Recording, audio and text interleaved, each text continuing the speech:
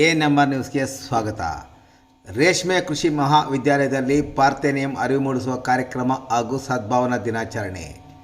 ಚಿಂತಾಮಣಿ ತಾಲೂಕಿನ ಕುರುಬೂರು ರೇಷ್ಮೆ ಕೃಷಿ ಮಹಾವಿದ್ಯಾಲಯ, ಕೃಷಿ ವಿಜ್ಞಾನ ಕೇಂದ್ರ, ಕೃಷಿ ಸಂಶೋಧನಾ ಕೇಂದ್ರ ಹಾಗೂ ರಾಷ್ಟ್ರೀಯ ಸೇವಾ ಯೋಜನೆ ಇವರ ಸಂಯುಕ್ತ ಆಶ್ರಯದಲ್ಲಿ ಪಾರ್ಥೇನಿಯಂ ಕಳೆ ಬಗ್ಗೆ ಅರಿವು ಮೂಡಿಸುವ ಕಾರ್ಯಕ್ರಮ ಹಾಗೂ ಸದ್ಭಾವನಾ ದಿನಾಚರಣೆಯನ್ನು ಆಚರಿಸಲಾಯಿತು.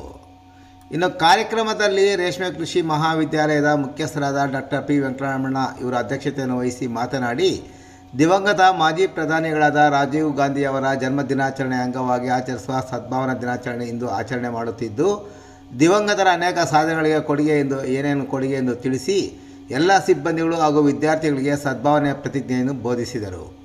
ಹಾಗೂ ಪಾರ್ಥೇನಿಯಂ ಕಳೆಯ ವಿನಾಶಕಾರಿಯಾಗಿದ್ದು ಅದರಿಂದ ಉಂಟಾಗುವ ದುಷ್ಪರಿಣಾಮಗಳ ಬಗ್ಗೆ ಅರಿವು ಮೂಡಿಸಿದ್ದಲ್ಲದೆ, ಪಾರ್ಥೇನಿಯಂ ಕಳೆಯು ಈ ಸಮಯದಲ್ಲಿ ಹೂ ಬಿಡುವ ಹಂತದಲ್ಲಿದ್ದು ಅದನ್ನು ನಿರ್ಮೂಲನೆ ಮಾಡಿ ಅದರ ಹರಡುವಿಕೆಯನ್ನು ತಡೆಗಟ್ಟುವುದು ನಮ್ಮೆಲ್ಲರ ಕರ್ತವ್ಯ ಎಂದು ತಿಳಿಸಿದರು. ನಂತರ ಕಾಲೇಜಿನ ಎಲ್ಲ ಸಿಬ್ಬಂದಿಗಳು ಹಾಗೂ ವಿದ್ಯಾರ್ಥಿಗಳು 2 ಗಂಟೆಗಳ ಕಾಲ ಶ್ರಮದಾನ ಮಾಡುವ ಮೂಲಕ ಆವರಣದ ಎಲ್ಲ ಪಾರ್ಥೇನಿಯಂ ಕಳೆಗಳನ್ನು ತೆಗೆಯುವ ಮೂಲಕ ರೇಷ್ಮೆ ಕೃಷಿ ಮಹಾವಿದ್ಯಾಲಯದ ಆವರಣವನ್ನು ಪಾರ್ಥೇನಿಯಂ ಮುಕ್ತವಾಗಿ ಮಾಡಲಾಯಿತು.